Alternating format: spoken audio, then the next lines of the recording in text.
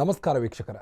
ವರಮಹಾಲಕ್ಷ್ಮಿ ಹಬ್ಬದ ಪ್ರಯುಕ್ತ Ashwa Ramanuja media private limited MD Ramachandra Anveri ಅವರ ನಿವಾಸದಲ್ಲಿ ವರಮಹಾಲಕ್ಷ್ಮಿ ಪೂಜೆಯನ್ನು ವಿಶೇಷವಾಗಿ ನೆರವೇರಿಸಲಾಯಿತು.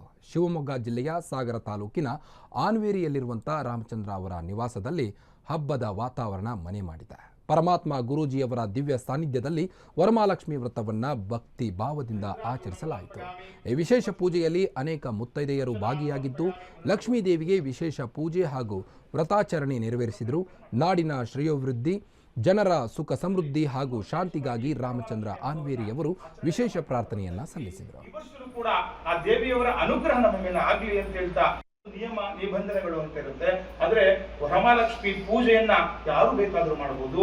ಇದಕ್ಕೆ ಇಂಥದ್ದೇ ನಿಯಮ ನಿಬಂಧನೆಗಳು ಏನು ಕೂಡ ಇರುವುದಿಲ್ಲ. ಹಾಗಾಗಿ ನಾವು ನಮ್ಮ ಅಶ್ವ ವೇಗ ನ್ಯೂಸ್ ವತಿಯಿಂದ ಕೆಲಸ ಕಾರ್ಯ ಪೂಜೆ ಪುನಸ್ಕಾರಗಳನ್ನು ಮಾಡುವಾಗ ನಮ್ಮ ಹಿಂದೂ ಸಂಪ್ರದಾಯದಲ್ಲಿ ನಾವು ವಿಘ್ನ ವಿನಾಶಕ ಮಹಾಗಣಪತಿಯನ್ನ ಪ್ರಾರ್ಥನೆ ಮಾಡ್ಕೊಳ್ತೀವಿ. ಹಾಗಾಗಿ ಇಲ್ಲೂ ಕೂಡ ನಾವು ಮಾಡುವಂತಹ ಕೈಂಕರ್ಯದಲ್ಲಿ ಯಾವುದೇ ರೀತಿಯ ವಿಘ್ನಗಳು ಬಾರದೆ ನಿರ್ವಿಘ್ನವಾಗಿ ಆಶೀರ್ವಾದ ಸಿಗಲಿ ಅಂತ ಹೇಳ್ತಾ ಲೋಕ ಕಲ್ಯಾಣಾರ್ಥವಾಗಿ ಈ ಒಂದು ಕ್ಷೇತ್ರದಲ್ಲಿ ತುಂಬಾ ವಿಶೇಷವಾಗಿ ವರಮಹಾಲಕ್ಷ್ಮಿಯನ್ನ ಹಬ್ಬವನ್ನ ವ್ರತವನ್ನ ಆಚರಣೆಯನ್ನ ಮಾಡ್ತಾ ಇದ್ದೀವಿ. ಹಾಗಾಗಿ ಪೂಜೆಯ ಒಂದು ಆಗಮಶಾಸ್ತ್ರದಿಂದ ನಡೆಯುವಂತಹ ಕೈಂಕರ್ಯದಲ್ಲಿ ಮೊದಲ ಭಾಗವಾಗಿ ನಾವು ಮಹಾಮಿ ಹಸ್ತಯೋಹು ಅರ್ಘ್ಯಂ ಸಮರ್ಪಯಾಮಿ ಪಾದಾರವಿಂದಯೋಹು ಪಾದ್ಯಂ ಸಮರ್ಪಯಾಮಿ ಮುಖೇಹಿ ಆಚಮನಂ ಸಮರ್ಪಯಾಮಿ ಆಚಮನಾನಂತರೇ ಸ್ವಾಮಿನಃ ಅರ್ಘ್ಯಪಾದಾತುನಂತರ ಸಮನ ರುದ್ರಾಕುಂಕುಮ ಪುಂಡರೀಕಾಕ್ಷಂ ತವಾಹಭ್ಯಂತರ ಶುಚಿಃ ಹರಿದ್ರಾಕುಂಕುಮ ಸಿಂಧೂರ ಚೂರ್ಣಂ ಸಮರ್ಪಯಾಮಿ.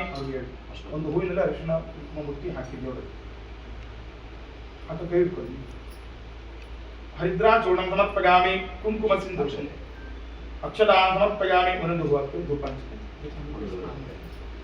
ಕೂಡ ಪ್ರಾರ್ಥನೆ ಮಾಡ್ಕೊಳ್ಳೋಣ. ಅಶ್ವವೇಗ ನ್ಯೂಸ್ನ ಎಂಡಿ ಆದಂಥ ರಾಮಚಂದ್ರ ಆನ್ವೇರಿಯವರ ನಿವಾಸದಲ್ಲಿ ವರಮಹಾಲಕ್ಷ್ಮಿ ಪೂಜೆಯನ್ನ ವಿಶೇಷವಾಗಿ ನೆರವೇರಿಸಲಾಯಿತು.